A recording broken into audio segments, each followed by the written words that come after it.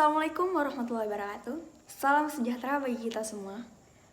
Perkenalkan, nama saya Huswatun Hasanah. Saya dari Prodi S1 Farmasi. Yang saya hormati kepada Ibu Indri Preliski, MPD, selaku dosen mata kuliah Bahasa Indonesia. Dan yang saya cintai teman-teman semua. Ya dong. Nah, malam ini saya bakalan sharing-sharing tentang stop bullying. Apa sih itu bullying?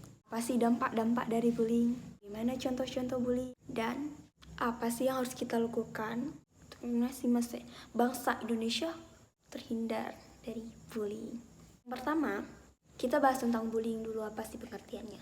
Bullying adalah salah satu tindakan kekerasan yang dilakukan secara fisik, verbal, emosional, kekerasan yang dilakukan oleh seseorang atau kelompok untuk orang yang lebih lemah dari mereka. Orang-orang yang bullying ini berasa dirinya tuh udah paling kuat, udah paling hebat pokoknya. Pokoknya mereka tuh segala-galanya gitu.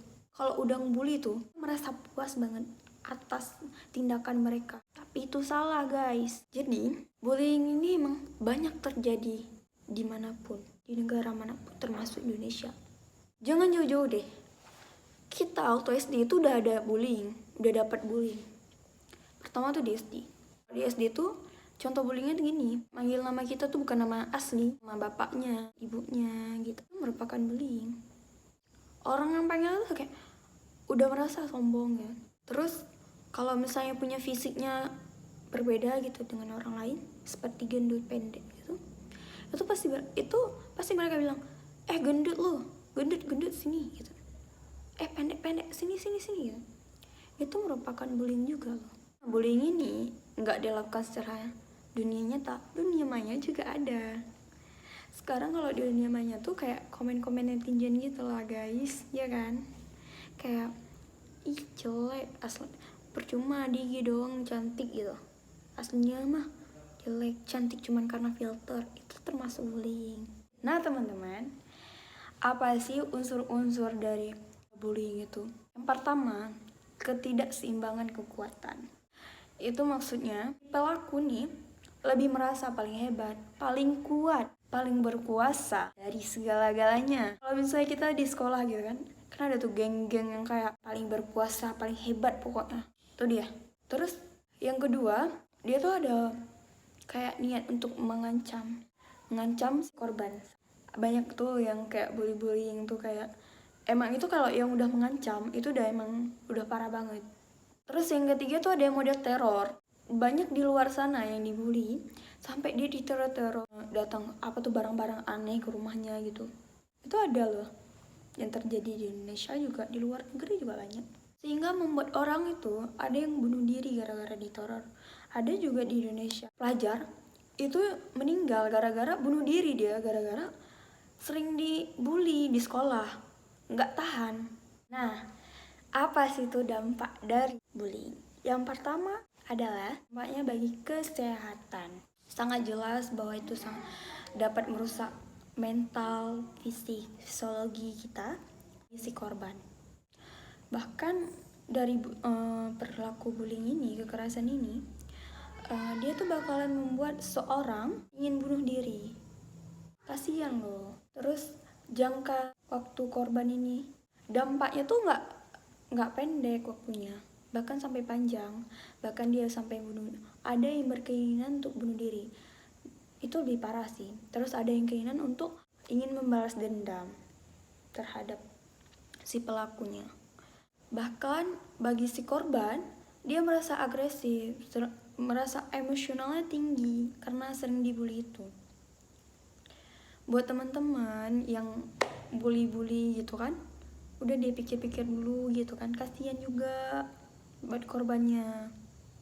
Terus jangankan itu, kadang tanpa kita sadari gitu ya, kalau misalnya yang verbal tanpa kita sadari, kayak kita ngejek gitu orang, ngatain seseorang, itu bisa mereka ingat sampai kapanpun loh. Itu termasuk dampaknya. Ingat dulu pernah dikatain ini waktu di sekolah. Itu dampaknya tuh emang nggak tahu kan, dampaknya emang panjang gitu. Yang kedua, dampak dari bullying ini juga cara prestasi juga ya. Karena ada ilmuwan yang meneliti bahwa seorang yang dibully itu prestasinya menurun. Terus misalnya dia udah emang pintar gitu kan, awalnya pintar karena sering bully, dia merasa kayak kurang percaya diri, itulah kurang percaya diri untuk dia membangkitkan prestasi dia. Nah guys, sekarang kita bakalan bahas tentang upaya yang kita lakukan untuk stop bullying. Pertama, itu dari didikan orang tua di rumah. Dari rumah, itu orang tua harus membuat anaknya tuh untuk percaya diri. Terus yang kedua, kalau kita dibully, kita langsung lapor kepada kepada orang yang punya hak untuk membela kita. Contohnya di sekolah, kita langsung lapor tuh ke guru BP misalnya. Saya habis dibully gini gitu. Itu lapor. Karena apa? Karena si pelaku harus diberi pelajaran. Terus kalau dia nggak digituin, dia bakalan terus menerus nih. Sampai si korban ini merasa ingin balas dendam. Nah, kalau udah balas dendam, hati-hati deh. Biasanya orang pendiam kalau balas dendam, jangan.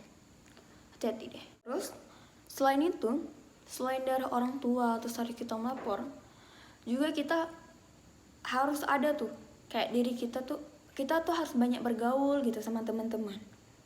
Jangan kita menyendiri sendiri kemana-mana sendiri. Itu kita harus cari-cari teman deh banyak-banyak, karena kalau misalnya kita punya teman-teman gitu, jadi kita membuat energi kita lebih positif gitu, lebih merasa diri kita ada gitu yang peduli gitu.